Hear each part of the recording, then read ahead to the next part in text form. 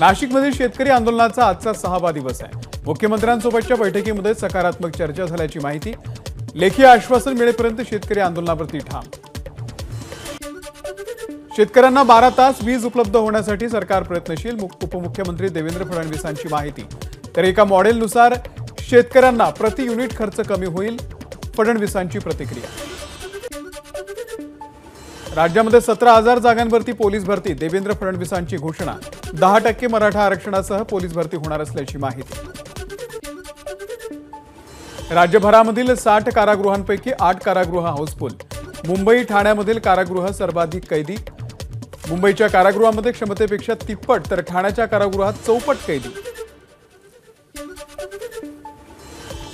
मुंबई विद्यापीठाच्या उन्हाळी सत्रातील 299 परीक्षांच्या तारखा जाहीर। 2 लाखांहून अधिक विद्यार्थी परीक्षेला बसणार। अभियांत्रिकी, तंत्रज्ञान आणि विद्याशाखेच्या परीक्षांच्याच तारखा लवकरच जाहीर होणार।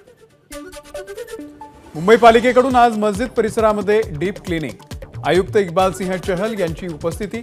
पालिका कर्मचाऱ्यांसोबत लहान मुलांचा देखील स्वच्छता अभियानात सहभाग। रविवारी तिन्ही रेल्वे मार्गावरती मेगा ब्लॉक। मध्य रेल्वेवरती सीएसएमटी ते विद्याविहार मार्गावर, हार्बरवरती मानखुर्द ते नेरूळच्या दरम्यान आणि पश्चिम मार्गावरती सांताक्रूज ते माहीमच्या दरम्यान मेगा ब्लॉक। विविध पायाभूत सुविधांच्या कामासाठी कल्याण ते कसारा स्थानकाच्या दरम्यान आज मध्यरात्री पॉवर ब्लॉक। अनेक लोकल आणि मेल एक्सप्रेसच्या वाहतुकीतही बदल। समृद्धी महामार्गावरती जीवघेणा खड्डा। अमरावतीच्या नांदगाव खंडेश्वर तालुक्यातील लोहगाव पुलावरती जीवघेणा खड्डा पडल्यानं समृद्धी महामार्गाच्या कामाच्या दर्जावरती प्रश्नचिन्ह। बारामतीमध्ये आज नमो महारोजगार मेळावा। राज्याचे मुख्यमंत्री आणि दोन्ही उपमुख्यमंत्री या कार्यक्रमाला उपस्थित राहणार। शरद पवार यांचीही कार्यक्रमाच्या ठिकाणी हजेरी। उपमुख्यमंत्री आणि दोन्ही उपमुख्यमंत्र्यांनी शरद पवारांचं निमंत्रण नाकारलं। नियोजित कार्यक्रमामुळे स्नेहभोजनाला उपस्थित राहणार नसल्याचं कारण। सुनेत्रा पवारांनी घेतली आमदार संग्राम थोपटे यांच्या वडिलांची भेट। थोपटे कुटुंबीय आणि सुनेत्रा पवार यांच्या भेटीनं राजकीय चर्चेला उधाण। कथित शिखर बँक घोटाळा प्रकरणामध्ये अजित पवारांना दिलासा मिळण्याची शक्यता। मुंबई पोलीस आर्थिक गुन्हे शाखेकडून विशेष न्यायालयामध्ये सी समरी रिपोर्ट सादर। कोकणातल्या लाखो भाविकांचं श्रद्धास्थान असलेल्या सिंधुदुर्ग जिल्ह्यातल्या आंगणेवाडीच्या भराडी देवीच्या यात्रेला आजपासून सुरुवात। देवीच्या दर्शनासाठी सकाळपासून मोठी गर्दी। पंतप्रधान नरेंद्र मोदी आज पश्चिम बंगाल आणि बिहारच्या दौऱ्यावर विविध विकास कामांचं उद्घाटन करणार। भाजपकडून लवकरच लोकसभा उमेदवारांची पहिली यादी जाहीर होणार। यामध्ये अनेक सेलिब्रिटींचा समावेश असण्याची शक्यता। क्रिकेटर युवराज सिंग, अभिनेता अक्षय कुमार यांच्या नावाचीही चर्चा। केंद्रीय मंत्री नितीन गडकरी यांच्याकडून केंद्रीय अध्यक्ष काँग्रेसचे अध्यक्ष मल्लिकार्जुन खरगे आणि महासचिव जयराम रमेश यांना नोटीस। आपल्या वक्तव्याचा विपर्यास करून जनतेची दिशाभूल केल्याप्रकरणामध्ये माफी मागण्याची केली विनंती। राहुल गांधींची भारत जोडो न्याय यात्रा। मंत्री ज्योतिरादित्य शिंदे यांच्या बालेकिल्ल्यामध्ये। मध्य प्रदेशच्या हाजीरमध्ये भव्य रॅली। कार्यकर्त्यांना सहभागी होण्याचं कमलनाथ यांचं आवाहन। आमदारकीला पडलो नाही। उद्धव ठाकरेंनी गीतेंना मला पाडायला सांगितलं। रामदास कदम यांचा ठाकरेंवरती हल्लाबोल। खंजीर खुपसून भास्कर जाधव यांनी गद्दारी केली। रामदास कदमांचा आरोप। विकास कामांच्या जोरावरती सुनेत्रा पवार सर्वाधिक मताधिक्यानं निवडून येतील। ज्या ज्या मतदारसंघामध्ये आमचे उमेदवार आहेत ते सर्व निवडून येतील। राष्ट्रवादीच्या नेत्या रुपाली चाकणकर यांना विश्वास। एका जागेवरती सातत्यानं सुप्रिया सुळेंना संधी का मिळावी? बारामतीमध्ये सुनेत्रा पवारांनीही चांगलं काम केलंय, त्यामुळे 15 वर्षांनं जनता एका नेतृत्वाला संधी देऊ शकते। रुपाली चाकणकर यांचं वक्तव्य। आपल्या मतदारसंघामध्ये कधीही न फिरकलेले अमोल कोल्हे त्यांच्या नाटकाच्या माध्यमातून जनतेपर्यंत पोहोचण्याचा प्रयत्न करतायत। 5 वर्षात स्वतःच्या घरासमोरचा रस्ताही त्यांना करता आला नाही। रुपाली चाकणकरांची टीका।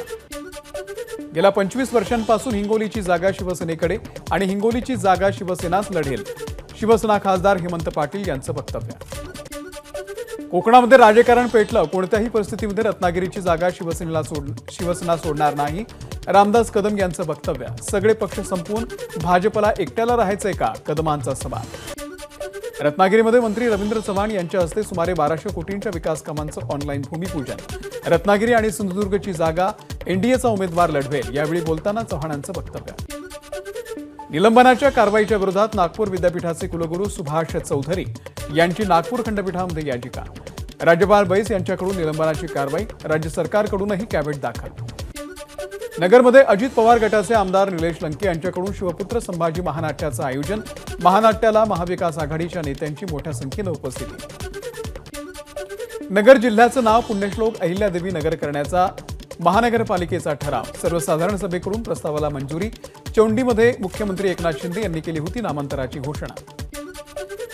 निवडणूक जाहीरनाम्यामध्ये रिफायनरीच्या विरोधात भूमिका न घेतल्यास उमेदवार उभा करणार। बारसू सोलगाव रिफायनरीच्या विरोधी संघटनेचा राजकीय नेत्यांना इशारा।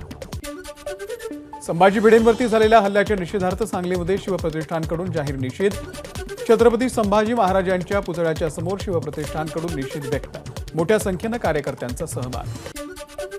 सांगलीच्या तासगाव कवठे महाकाळमधील पाणी टंचाईवरून रोहित पाटील आक्रमक।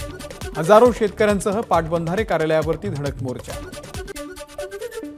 सोलापूरच्या मंगळवेढा तालुक्याच्या दक्षिण भागातील 50 गावांना पिण्याच्या पाण्यासाठी टँकरची सोय करा आणि जनावरांकरता चारा छावणी उपलब्ध करून द्यावी। आमदार प्रणिती शिंदे यांची ग्रामविकास मंत्री, सोलापूर जिल्हाधिकारी या दोघांकडेही मागणी। यंदाचा उन्हाळा अधिक तापदायक असणार। मार्च आणि मेच्या दरम्यान सरासरीपेक्षा अधिक तापमान राहणार, हवामान खात्याचा अंदाज।